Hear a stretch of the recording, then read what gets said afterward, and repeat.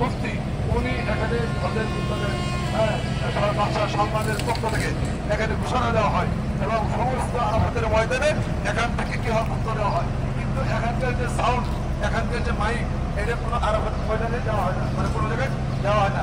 যে যে যে যে কাফালা, যে যে যে যে তাবু, এই তাবুর ভিতরে আলাদা নামাজ হয়, নামাজ হয়। আমরা আপনাদেরকে নিয়ে সবাই সমানভাবে নামাজ খুতবা শোনা যাবে না, ঠিক আছে? খুতবা শোনা যাবে না। আল্লাহ তাআলা আমাদেরকে যারা উপস্থিত আছে সবাইকে ইহরামের কাপড় পরে, কিসের কাপড় পরে? ইহরামের কাপড় পরে নয়জিল হজ আরাফাতের ময়দানে করার তৌফিক দান করেন। ইয়া আল্লাহ, আপনি আমাদেরকে তৌফিক দান করেন, সকলে আমিন। অনেকে বলবেন ভাই একটু নামাজ পড়াই নিয়ে যান, এখানে যদি নামাজ পড়তে যাই আমি, তাহলে আমার বাকি জিয়ারা বন্ধ হয়ে যাবে, ঠিক আছে? আমরা হারামে গিয়ে, হারাম শরীফে গিয়ে নামাজ পড়া আমাদের সুযোগ পাবো না। এই জন্য আমরা এখানে আসলাম, আল্লাহর যেখানে যে আল্লাহ রাসূল সাল্লাল্লাহু আলাইহি ওয়াসাল্লাম যেখানে ভূমিকা দিয়েছেন, যেখানে সেখানে আসলাম। এই জন্য আমরা থেকে শুকরিয়া করি। আলহামদুলিল্লাহ, আলহামদুলিল্লাহ, আলহামদুলিল্লাহ।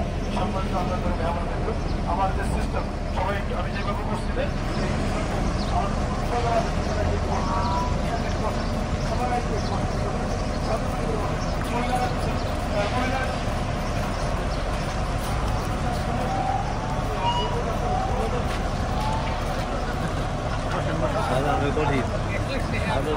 কি মোবাইল এটা? হ্যাঁ, আমার মা বন্ধুকে বলছি আপনারা এটা পড়তে পারবেন, যেহেতু কিতাব করেছেন যেন সরাসরি মুখটা না দেখেন, তবে কোনো ছবি বা ভিডিও বা প্রকাশ না হয়। আপনাকে পড়তে পারবেন, আপনি সবাই সুন্দর করে সুমন ভাই আর একটু সুমন ব্যাটারি দিয়ে আসছে।